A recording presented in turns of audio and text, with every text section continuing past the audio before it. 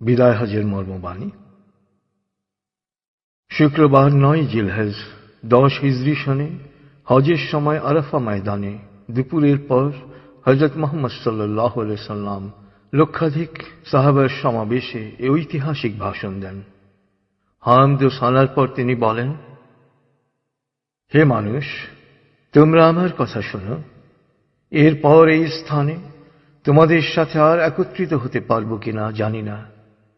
হে মানুষ, আল্লাহ বলেন, হে মানব জাতি, তোমাদেরকে আমি এক পুরুষ ও এক নারী থেকে সৃষ্টি করেছি এবং তোমাদেরকে সমাজ ও গোত্রে ভাগ করে দিয়েছি যেন তোমরা পরস্পরের পরিচয় জানতে পারো।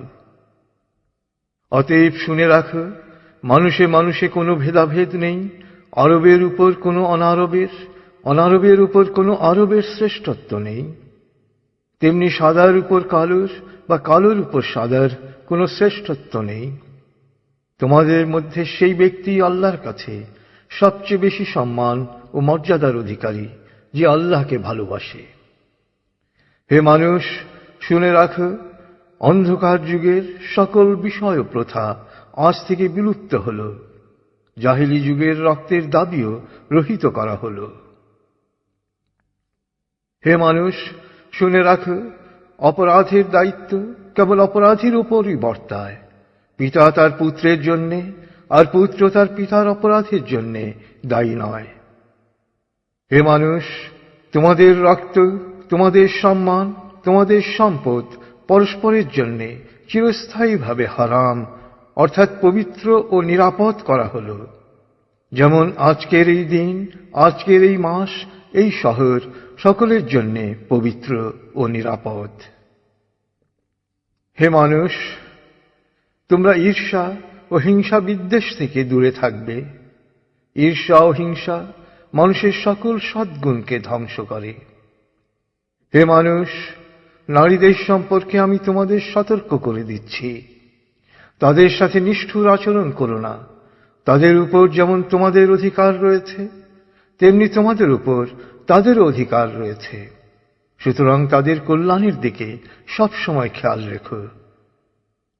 হে মানুষ, অধীনস্থদের সম্পর্কে সতর্ক হও। তোমরা নিজেরা যা খাবে তাদেরও তা খাওয়াবে, নিজেরা যা পরবে তাদেরও তা পরাবে।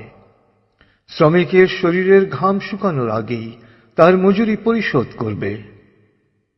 হে মানুষ, বিশ্বাসী সেই ব্যক্তি যার হাত ও মুখ থেকে অন্যের সম্মান, ধন ও প্রাণ নিরাপদ।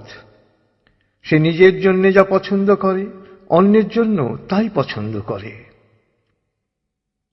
হে মানুষ, বিশ্বাসীরা পরস্পরের ভাই। সাবধান, তোমরা একজন আরেকজনকে হত্যা করার মতো কুফরি কাজে লিপ্ত হও না।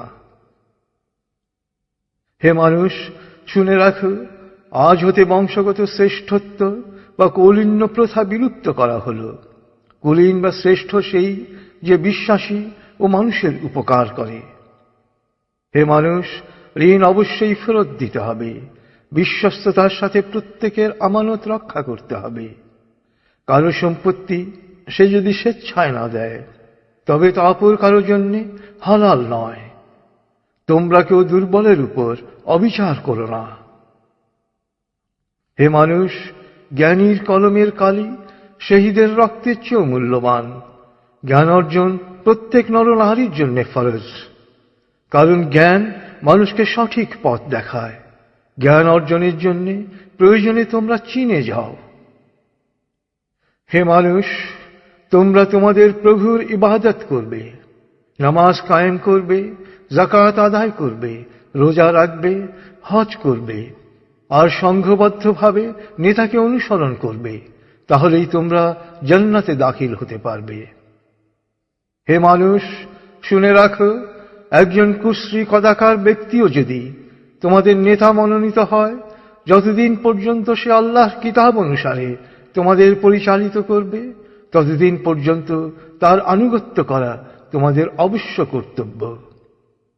হে মানুষ, শুনে রাখো, আমার পর আর কোনো নবী নেই। হে মানুষ, আমি তোমাদের কাছে দুটো আলোকবর্তিকা রেখে যাচ্ছি। যতদিন তোমরা এই দুটো অনুসরণ করবে, ততদিন তোমরা সত্য পথে থাকবে। এর একটি হল আল্লাহর কিতাব, দ্বিতীয়টি হল আমার জীবন দৃষ্টান্ত।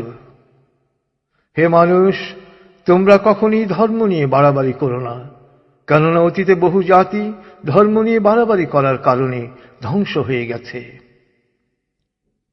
হে মানুষ, প্রত্যেককেই শেষ বিচারের দিনে সকল কাজের হিসেব দিতে হবে, অতএব সাবধান হও। হে মানুষ, তোমরা যারা এখানে হাজির আছো, আমার এ বাণীকে সবার কাছে পৌঁছে দিও। এরপর তিনি জনতার উদ্দেশ্যে জিজ্ঞেস করলেন, হে মানুষ, আমি কি তোমাদের কাছে আল্লাহর বাণী পৌঁছে দিয়েছি? সকলে সমস্বরে জবাব দিল, হ্যাঁ। এরপর নবীজি বললেন, হে আল্লাহ, তুমি সাক্ষী থাকো, আমি আমার সকল দায়িত্ব পালন করেছি।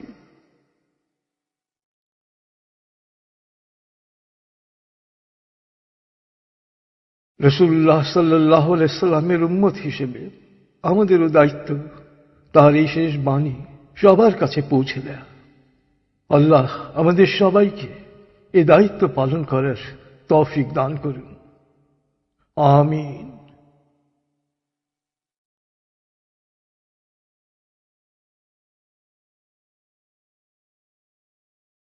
প্রিয় শরীদ, কোরআন এবং রাসূলুল্লাহ সাল্লাল্লাহু আলাইহি সাল্লামের বাণীবদ্ধ এই সিডির কোনো কপিরাইট নেই। সিডিটি কিনে বা কপি করে যত খুশি বিতরণ করতে পারেন, শেয়ার করতে পারেন ইন্টারনেটে, ইমেইলে অ্যাটাচ করে পাঠাতে পারেন বন্ধু বান্ধব ও পরিচিতদের কাছে। আন্তরিকতার সাথে যত বেশি সংখ্যায় সম্ভব এটি বিতরণ করুন। নবীজির অনুসারী হিসেবে আপনিও তখন বলতে পারবেন, হে আল্লাহ, আমিও আমার দায়িত্ব পালন করেছি। যে কোনো তথ্যের জন্য ভিজিট করুন www.quantummethod.org.bd। ফোন 880293414441।